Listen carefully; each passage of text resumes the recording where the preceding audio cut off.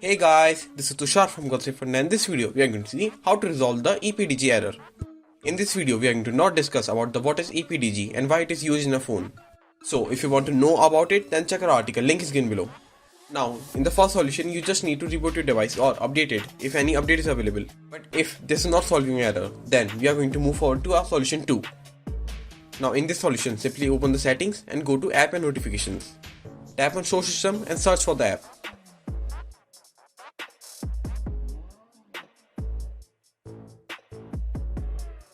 And once you find the app, simply tap on it and open storage and cache.